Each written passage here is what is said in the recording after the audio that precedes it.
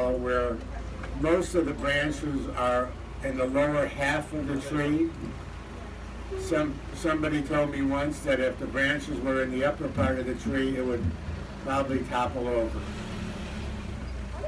But this tree has been in the garden even before the garden was developed.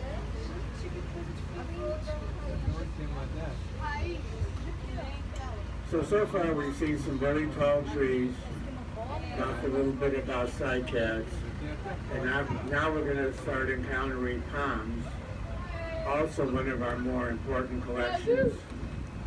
There's over 2,000 varieties of palms known to exist in the world today. Some people tell me as many as 3,000. The garden has over 500 different types of them here. It's probably the only place in the world where so many different types of palms are congregated in such a relatively small area. I'm going to make a sharp turn to the left, but if you look in the pond that everybody over there is looking at on the right, you'll see some beautiful blue grass from an earlier Dale Chihuly exhibit that we had here in the garden called Cobalt Corn.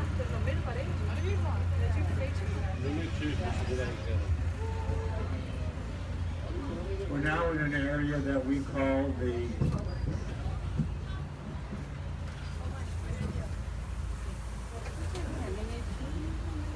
Palmedum, but first the cone that you get a very close look at is coming up on your right. You can almost touch it.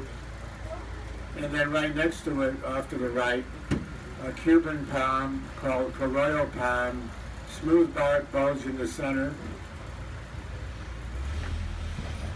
Out in the clearance off to your left, coming up in a second, Vicha palms, natives to islands of the South Pacific, Fiji, and the Philippines.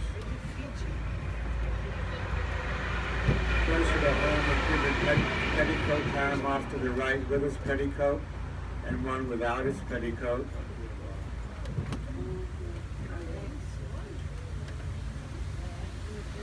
The second baobab tree off to your left, pretty big, but nowhere near as big as the other. It was planted with a seed. The other was planted with a seedling. Maybe that's the difference. Off to the left, the stone arch, part of our landscape exhibit. Here we have an area of endangered palms, and off to your right, coming up, is a stand of about 20 Atalaya oil palms from the island of Haiti.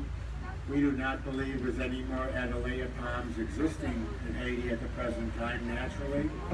If and when these palms produce enough seed, our scientists and the conservation effort will take it back to Haiti to reintroduce it there.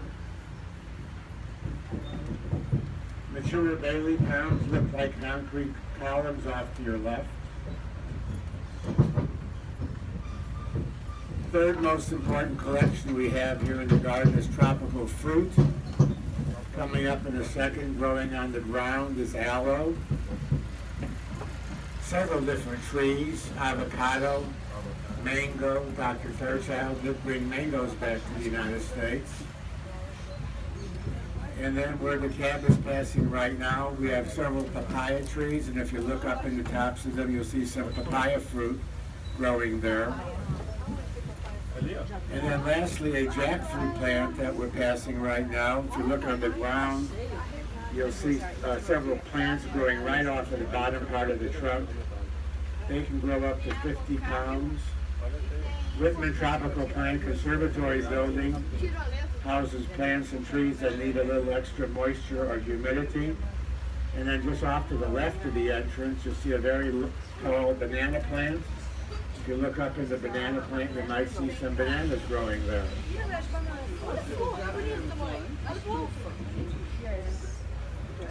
In the Tropical Plant Conservatory building that's coming up now, if you look at the open doors, you might see our second Chihuly exhibit called End of Days Tower. This is our science village. If you look up in the webbing, you probably will see some of the exotic butterflies flying around right now. Like I said, this is where we have our cafe. We're now passing or we will be passing a sapodilla tree off to your right. Native to Central America and other parts of the world. It produces a sap that's useful in making chewing gum.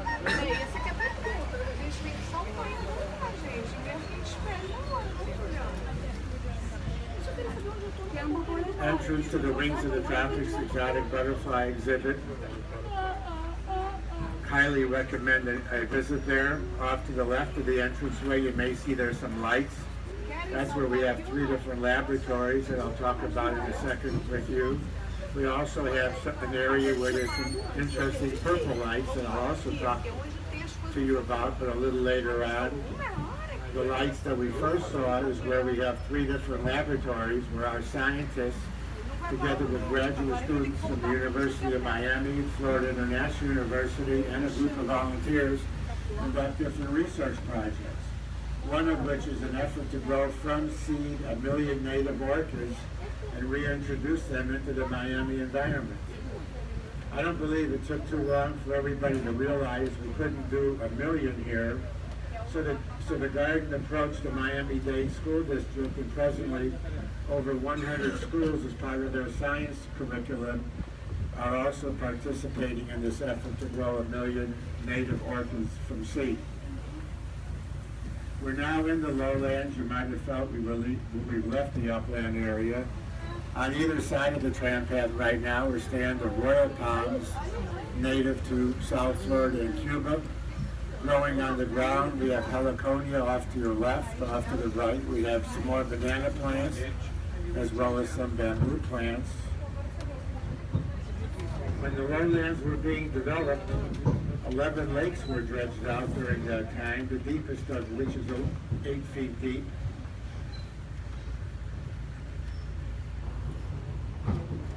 They've all been stocked with different types of sea life, turtles.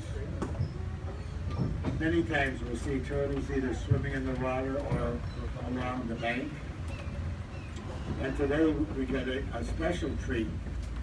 We always wonder why the landscape architect wanted these lakes dredged out. And today we see really a reason why, because we do have a lot of land here, and having the lakes here, especially when the water is still, we get a tremendously reflective view of the plants and palms in relation to the water. It's almost like looking in a mirror today.